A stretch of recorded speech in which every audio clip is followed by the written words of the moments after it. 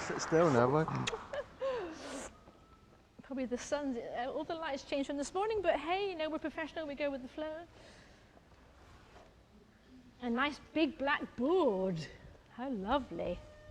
Damn door squeaking like hell, but never mind.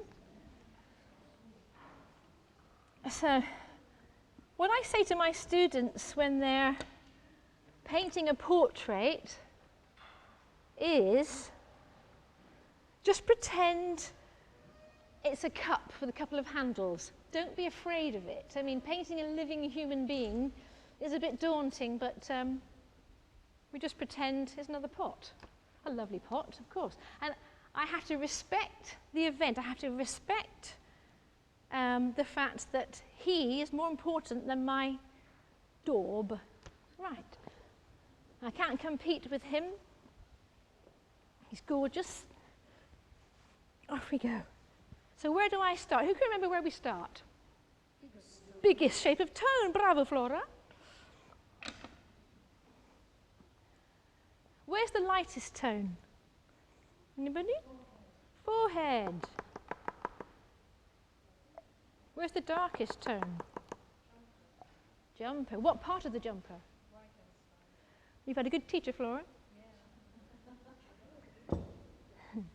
So, unlike the first demonstration, where the chord on the piano was something like, oh, oh, oh, now I've got dark dots, bong, bong, bong, bong, and then up to the bong, bong, bong. So I've got a lot more keys to consider on my piano.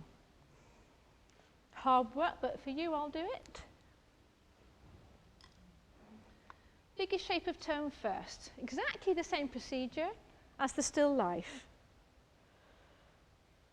Okay, biggest shape of tone first. Well, it's all the background behind him. So let's get a nice big brush.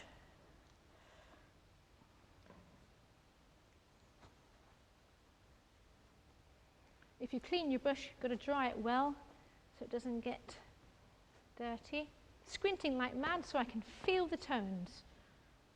Nice big brush, nice lot of nice light tone.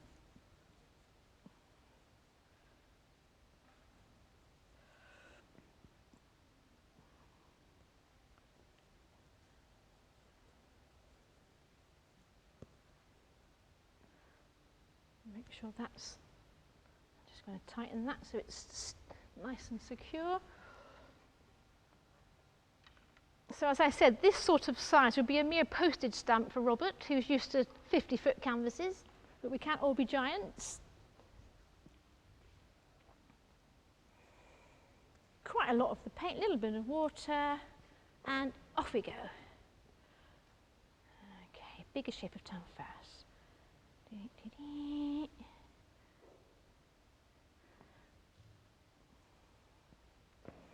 I never get shapes right at first like Robert. It's wobbling a bit, never mind. In fact, the longer I live, the more I appreciate his skill. So I'm making myself try to see that tone. Different brush, I think that was a bit... Sometimes brushes get a bit soft. These are made from pigs, actually, these brushes. Hog brushes that you can get in any art shop. They've got to be stiff for you to get the shapes right. Okay.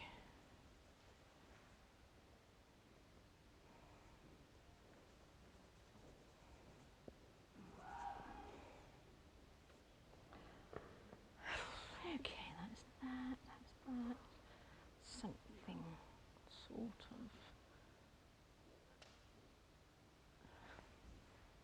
It's a bit odd.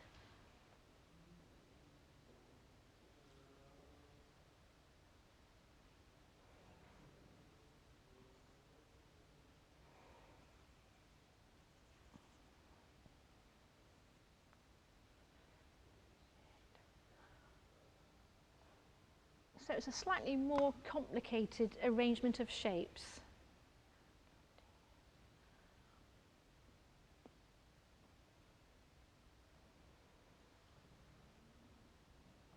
I wish you could have seen Robert working, because first of all, he was so quick. You know, he could do a whole study so quickly. I usually get it there in the end, but it's more of a struggle. Screaming light behind.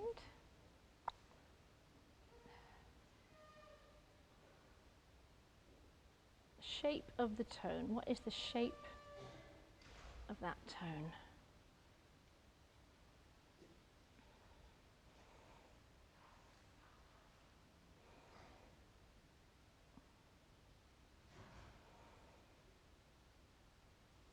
And of course we're simplifying at this stage. We don't want to get bogged down with details. Details don't help us. But at the same time, I've got to be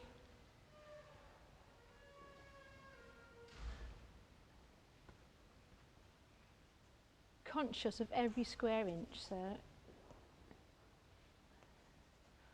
blocking it in, simplifying. For some reason, simplifying is more difficult than putting in details. But details don't really help us. A number of people who come to my class really don't like, at first, using large brushes.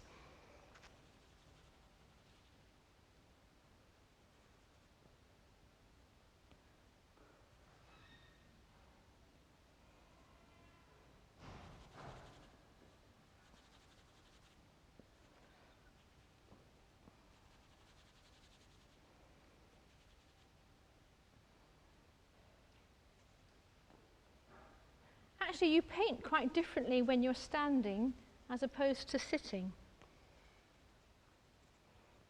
You can be braver. And it's good to sort of stand back and see things from a distance.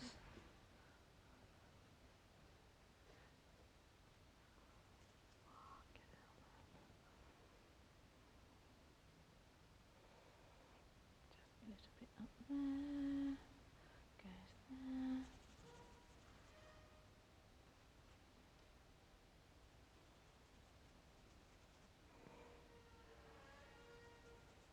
We have a musical door. So this is the tone, this is the chord of ah, ah, ah. And we'll get to the darker tones in a minute. It's funny, you know, when I teach people about tone, they see the whole world differently. My youngest student, Eleanor, is 15, and she said she had exams recently, and when she finished, she was just looking around the room looking at the tones. That was great. It's like learning a language, isn't it? I mean, it's like learning French, getting to know the verbs.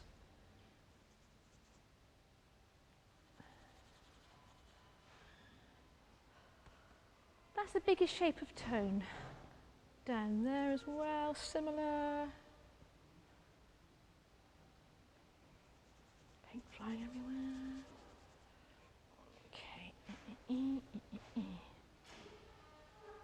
The background is as important as the foreground.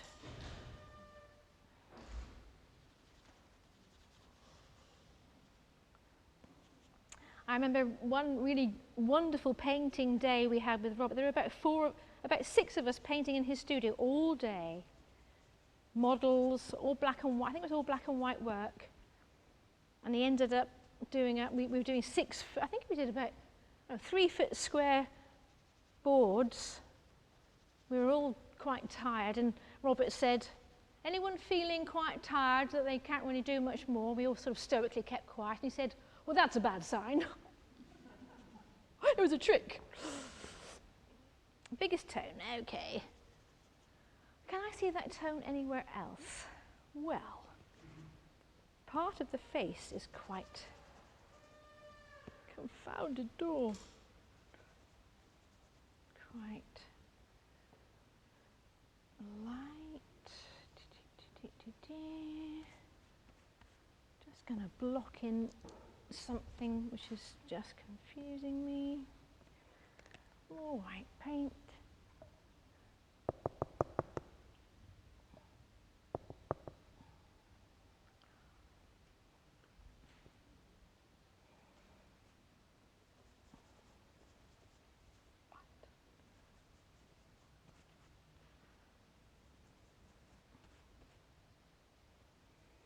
Robert was quite clever at getting models to sit for him.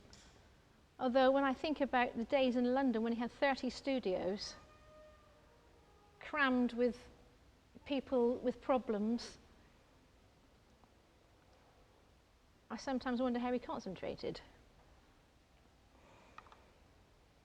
But it meant that he had sitters on the hour. I mean, he used to have his days organised, so he had a sitter on the hour.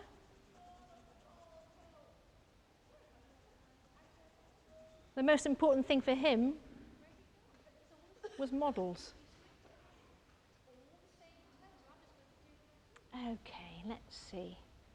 Quite a light tone here, light tone here. So now I'm refusing to think eyes, nose and mouth. I'm just thinking, what's the shape of the tone? The shape of the tone. There's a big light tone. Lovely light tone on the forehead now. So block it in.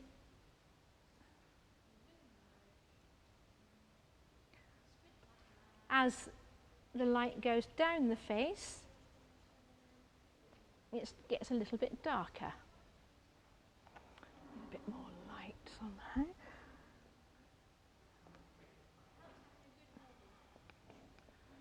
That doesn't help.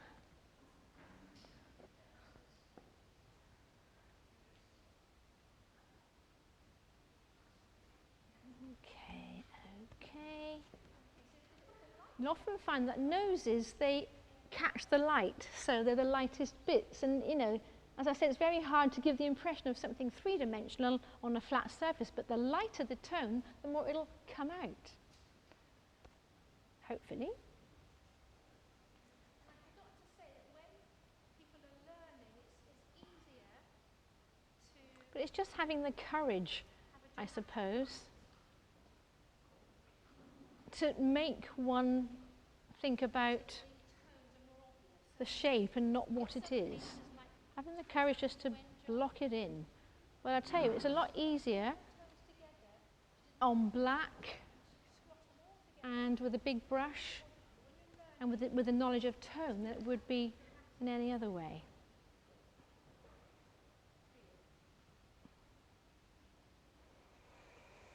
I'm in control, I know what I'm doing.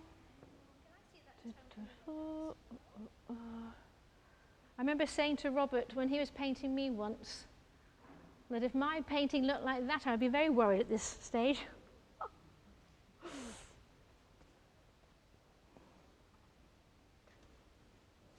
No, I think the same one.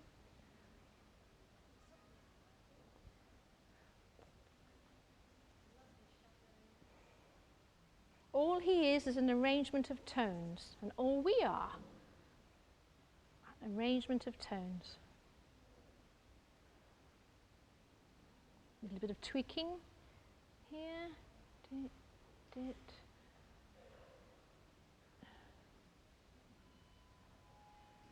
It's a perfect third. Oh, oh. And sometimes we'll often. Okay. A way to check what you've done is just get a little light bits in there. Slightly darker tones as we go down the face. Ooh. All right.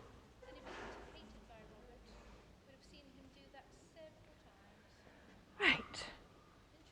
Darker, darker, darker. Neck, neck, neck.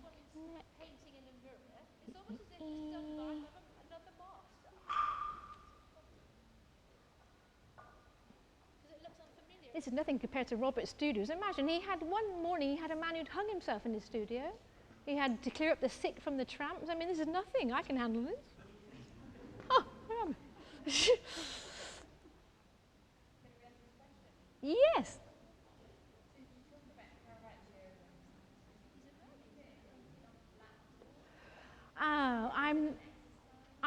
that some painters painted on green, some on brown. I'm not really sure, but probably I would have thought a dark ground, although the Dutch painters worked on a shiny white surface, which would be revolting.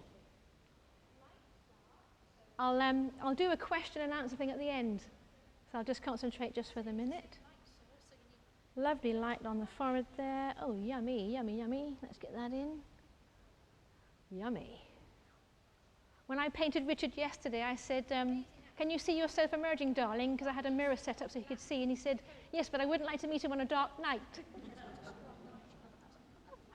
But I tell you what, it's easier to paint men than women, because women are under more pressure to look good. I've had 80-year-old women say to me, I'm not as grey as that. Can you put some more brown paint in that, and then the hair? Okay, that's a nice one. So now the dark shapes on the face. And again, I'm just going to see the shape of the tone, the shape of the tone, shape of the tone. Sometimes I imagine that Robert is a parrot on my shoulder, telling me what to do. Not there and here. Oh.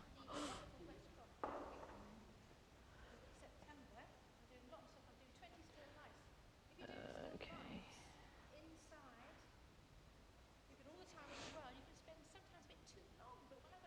But I think if you try it, you'll all be hooked, you know. It's just, I just think painting is wonderful.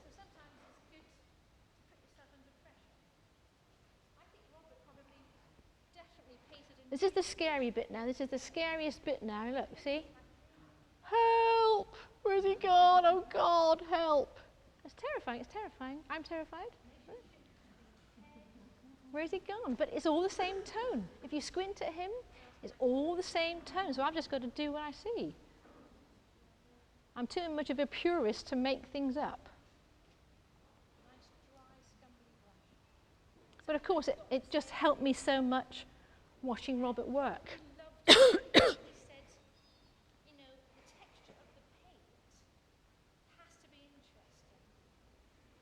All the same tone, all the same tone.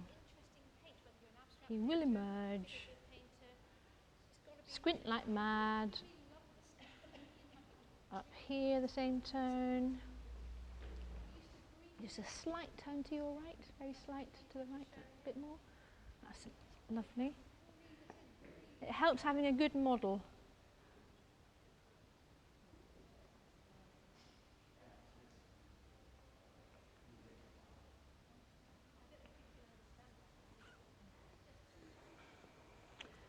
Okay, so if the light's coming from above, then the odds are there'll be a shadow under the nose.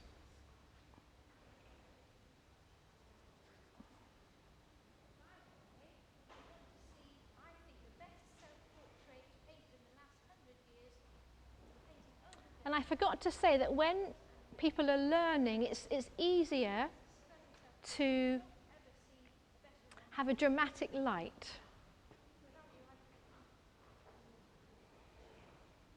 So that the tones are more obvious. I mean, you get some painters like, for example, Gwen John. And she sort of squashed all her tones together. She didn't have any dark tones. She squashed them all together. That's a little bit more difficult. When you're learning, it's good to have a dramatic feel.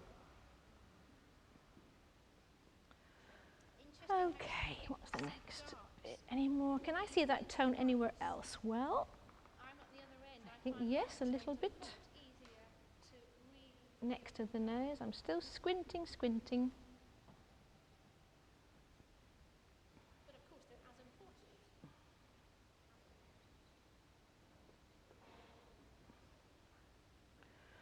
I think something's emerging.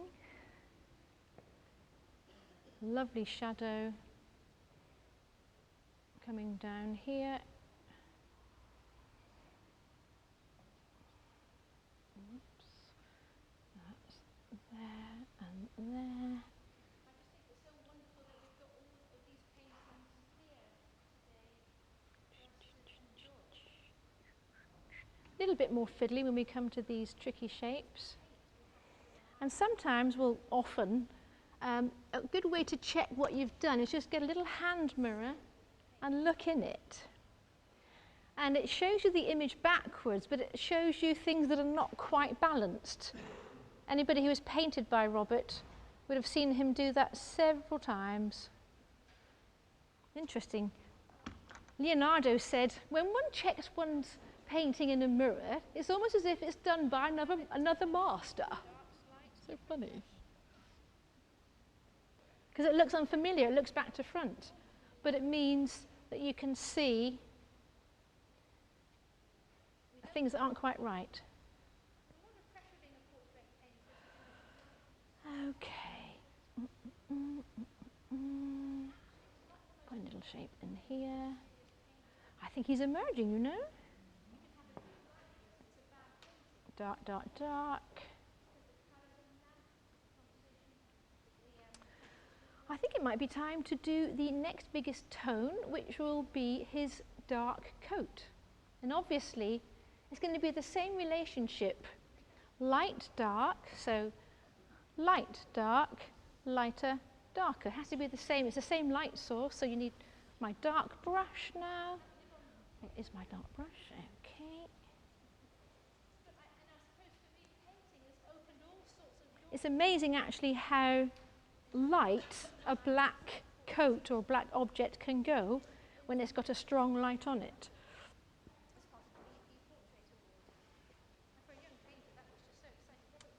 Block it in, block it in. Just check, that's there, jolly good. Cover up the black.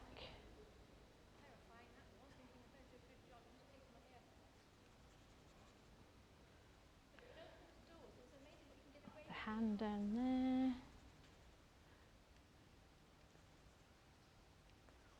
It's funny what one can do under pressure. You know, if I'm doing a still life at home, I'm working towards a wonderful still life show at the wonderful Westcroft Gallery in September. I'm doing 20 still lifes. If you're doing still lifes inside, you've got all the time in the world. You can spend sometimes a bit too long, but when I've got to do something in an hour, I just bloody do it. Okay. So sometimes it's good to put yourself under pressure. I think Robert probably definitely painted a new image every day. For him, it was like breathing.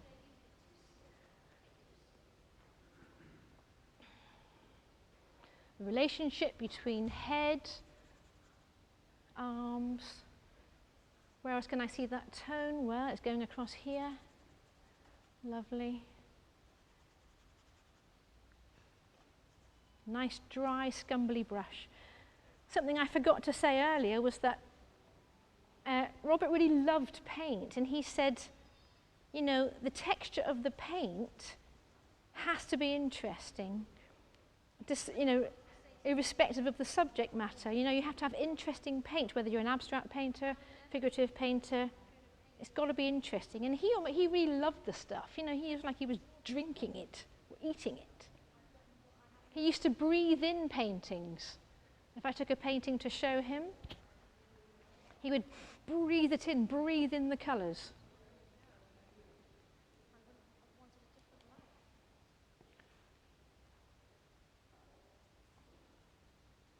I don't know if people can understand that really, but it's just, maybe it's the poetic side of painting. A painting has to work. It has to appeal to the senses. By the way, if you want to see, I think the best self-portrait painted in the last 100 years is the painting over there with Robert and Mary with the paper crowns. I think it's a stunning self-portrait, and you won't ever see a better one ever again. So if I were you, I'd have a look at it.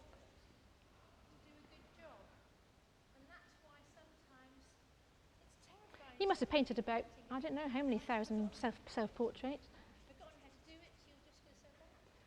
That's a lot of tone covered now. Can I see that tone anywhere else? Well, I don't think so at the moment. Now it's time for the dark, dark, dark, dark, dark. Interesting how some people see darks more easily than lights. I'm at the other end. I find light tones a lot easier to read and feel than darks. But it's a real pleasure for me to teach. But of course, they're as important. As important. So in they go.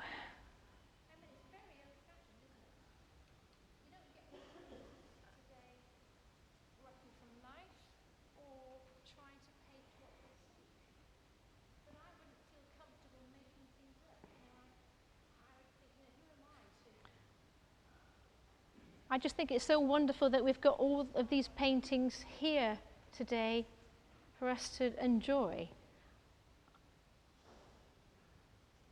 Because it's the paint we have to, well, I have to just sort of drink in and appreciate his skill with the paint.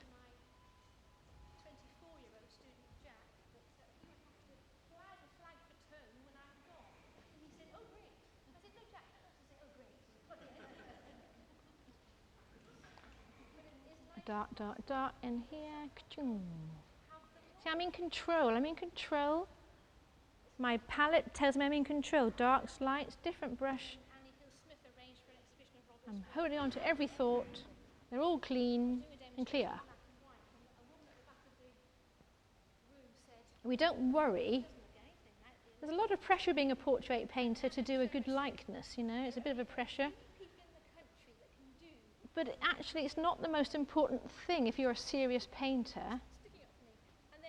You can have a good likeness and it's a bad painting, a weak painting, because the colours are naff, because the composition's rubbish.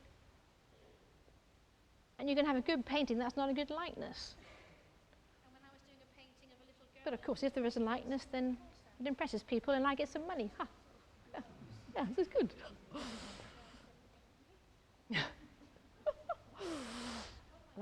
An artist can't live on cakes alone, bread alone.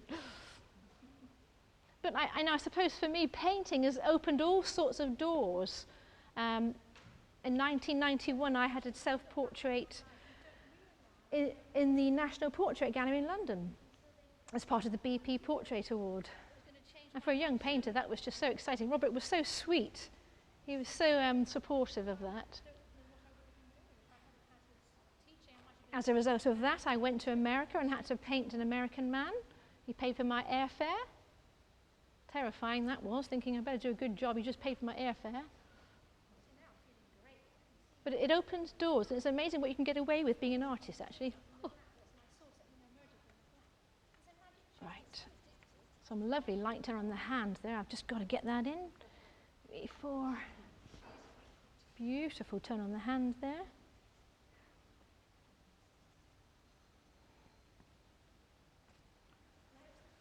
Singer Sargent was another painter, born in Florence, American painter. He was very flashy with tone, he was.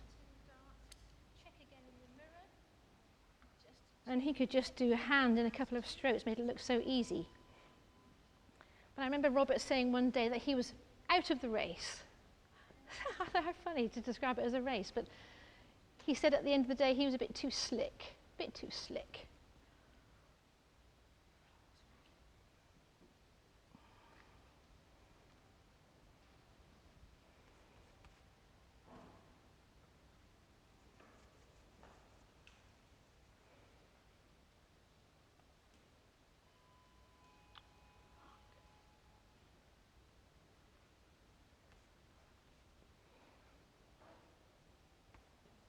Slightly lighter tone. It's funny when people say to me they think I'm as good a painter as Robert. I just laugh. I will never be as good a painter as he was, because it's more of a struggle for me. I have more doubt, more hesitation, and he just didn't. He just had the flair. But it's just great fun having a go, and I wouldn't have wanted a different life. I remember him saying, oh yes, cunning stuff. Because he knew how hard it was. And in a way Not bored yet? Everybody happy? I've lost my mentor. I miss shape not quite right. I did say to him yesterday that I would maybe give him some more hair, but that wasn't a clean thought, Louise. Do it again.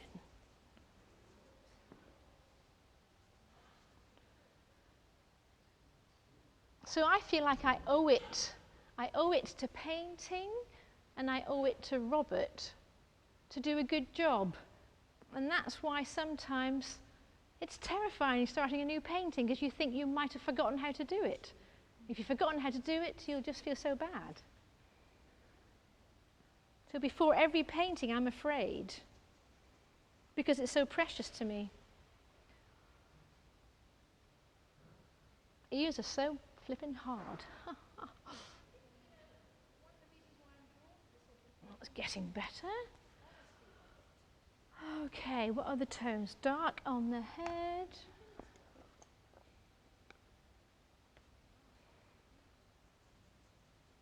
But it's a real pleasure for me to teach Robert's way of approaching this sort of painting. I mean, it's very old-fashioned, isn't it?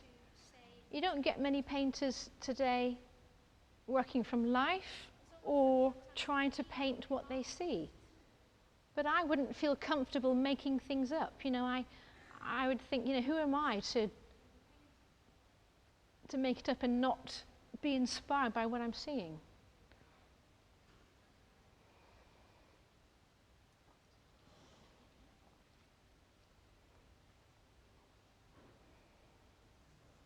So hopefully I'll be a role model for some new painters. I did say to my 24-year-old student Jack that he would have to fly the flag for tone when I'm gone. And he said, "Oh, great." I said, "No, Jack, you don't have to say, 'Oh, great,' not yet." But it's nice. It's a nice thought for me that someone will have the knowledge, because it's not widely known. I remember when Annie Hill-Smith arranged for an exhibition of Robert's work called At the Edge in London. I was doing a demonstration in black and white, and a woman at the back of the room said, "It doesn't look anything like it, looks awful to me."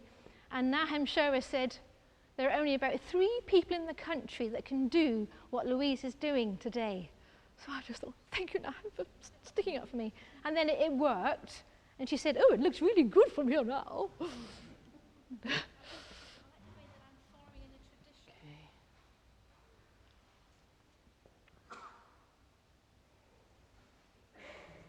And when I was doing a painting of a little girl in Four Lanes End School in Corsand, it was just sort of blobs.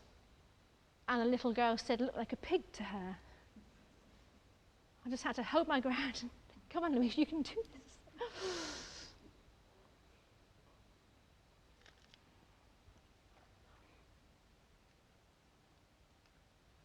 But isn't it funny, when you look back on your life, you don't realise how important things are until they've gone. I had no idea that it was going to change my life so much, Robert teaching me.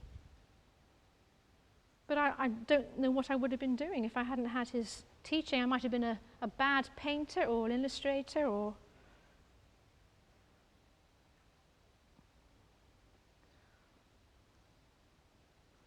See, now I'm feeling great because I can see him emerging like a magic trick, like when Robert painted me from the blackness and I saw something emerging from the black. It's a magic trick and it's so addictive, you'll all be having a go, I know.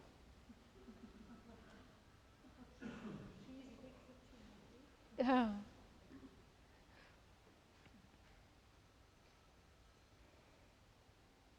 Now it's the finely tuning when I'm seeing the little tiny jumps in tone. Not too light, not too dark. Check again in the mirror, just to check. Oh, and check in the clawed glass too, because that's always a great...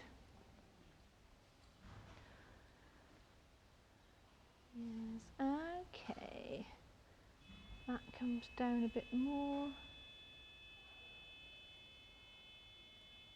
Right, okay.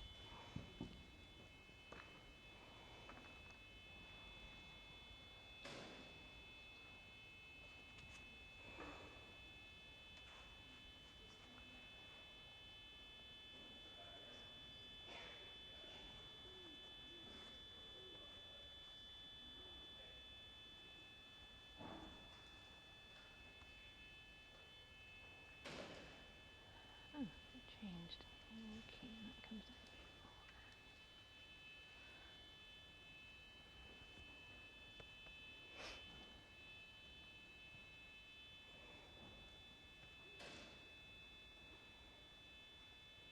I remember doing a white still life not long before Robert died, and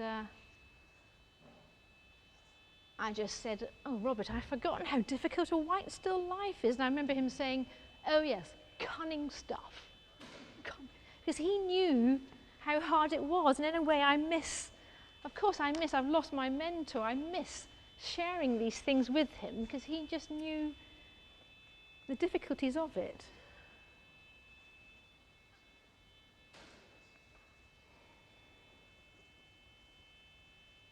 Fiddly shapes of the lips here. The light's changed a bit, but never mind. Over there.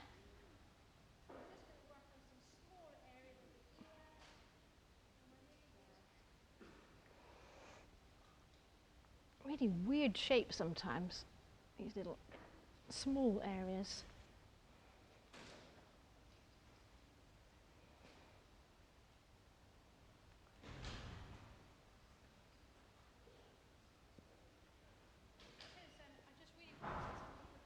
I think, one of the reasons why I'm drawn to this sort of painting is it's the honesty of it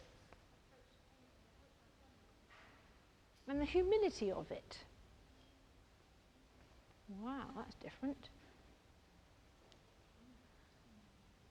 I'm not impressed with the idea of seeing someone's unmade, dirty bed. Now, I don't see it as a humble thing to say is art. It's almost like sometimes the ego of the artist becomes more important than the painting.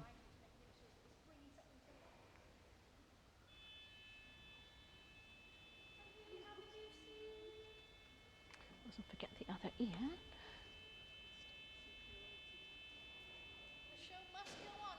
So in this way, I think that's what Robert meant when he said it was a noble thing to do. It's also a humble thing to do, I think.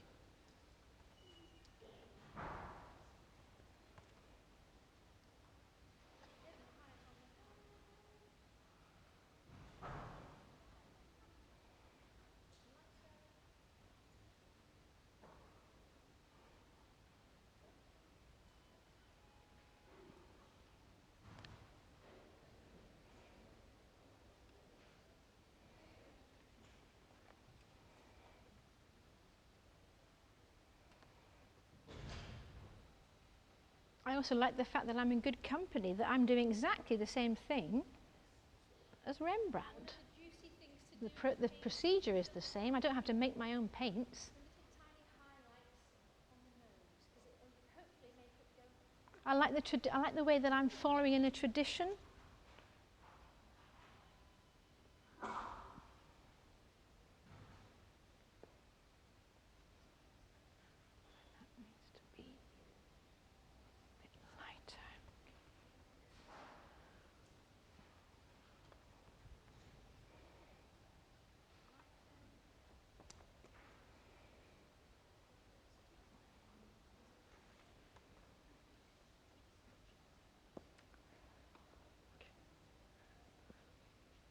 Just get this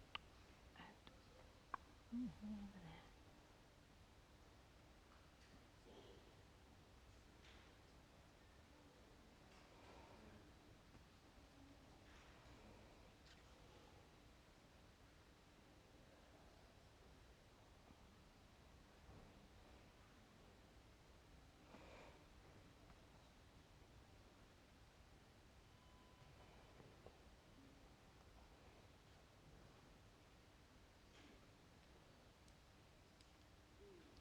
Fiddly, that's better.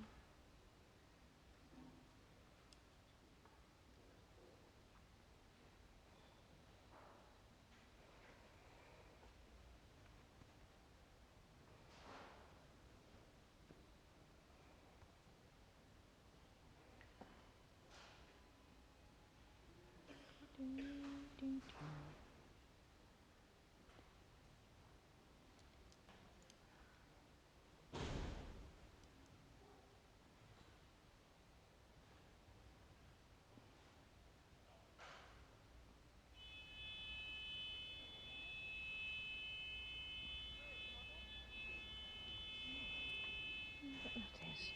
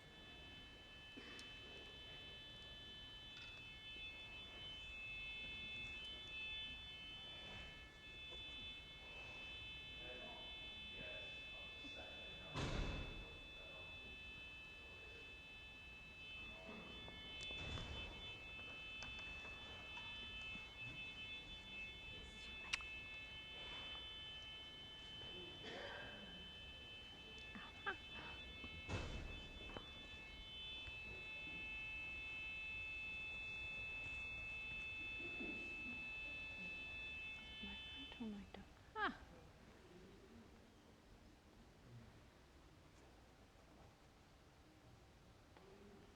So I'm just going to work on some smaller areas of the ear, and we're nearly there.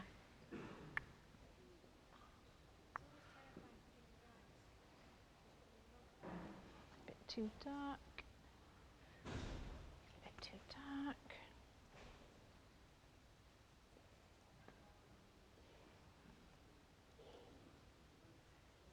I suppose I just really wanted to make a record, quite a clear record of Robert's approach to painting, and I hope I've done that today. A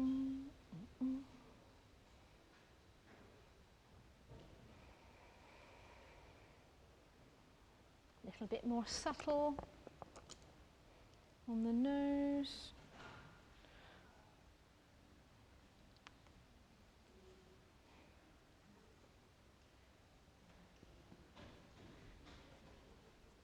In fact, the Greek word for paint is zographos, and that just means zo is life, and graphos means to make, to write or to make an image. So it's bringing something to life. And here we have the KFC. What can it be? The show must go on, ladies and gentlemen. The show must go on. Hallelujah.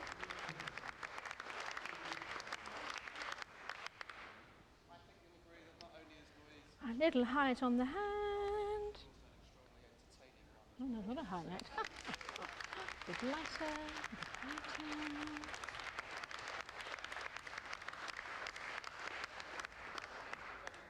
Should we get that shape? That is there. That is there. Oh well. Lighter. A bit lighter. Oh yes. One of the juicy things to do in a painting, when you've done the groundwork, is the little tiny highlights on the nose, because it'll hopefully make it go three-dimensional.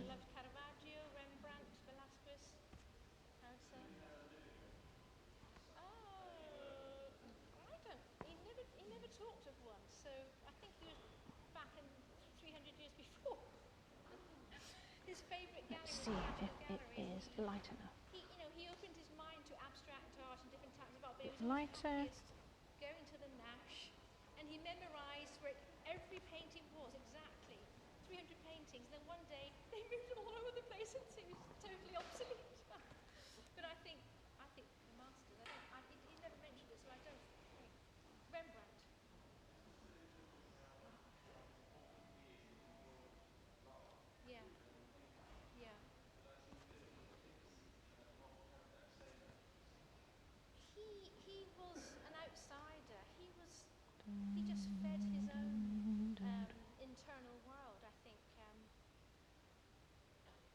fit in with others. He didn't socialise with other students. He used to go home, back home, work hard. Always, I mean, nobody worked as hard as he did. I think up to 14 hours a day.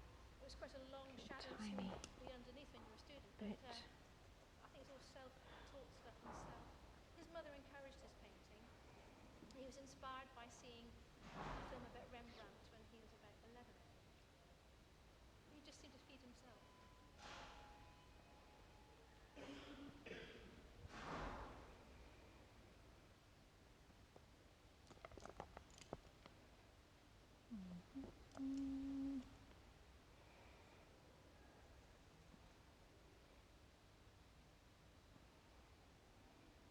Nearly there.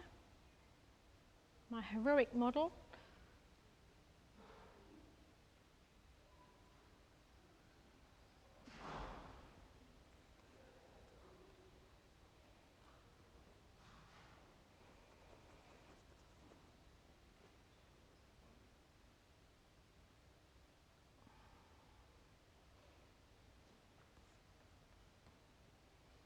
So hopefully I've been responsible for every mark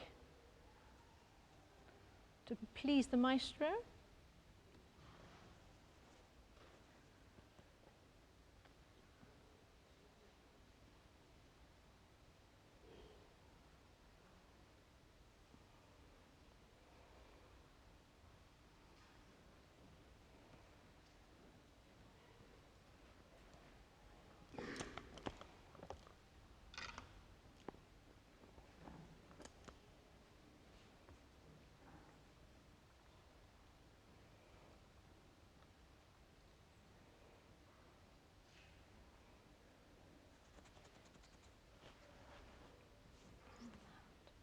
Right.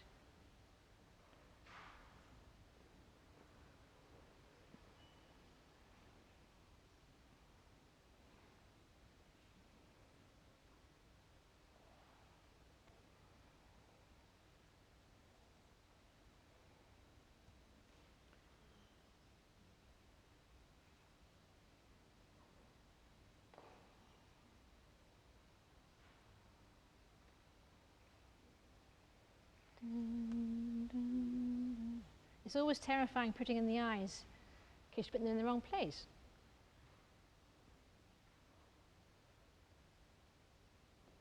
Bit better.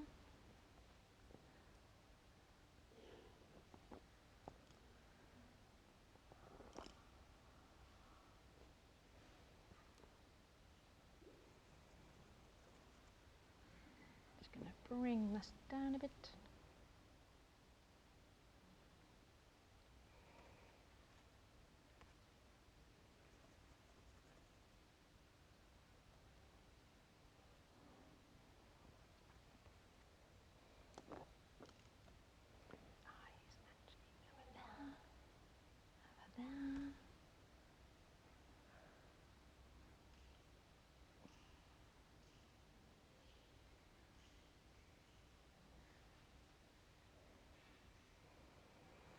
I think that'll do, don't you?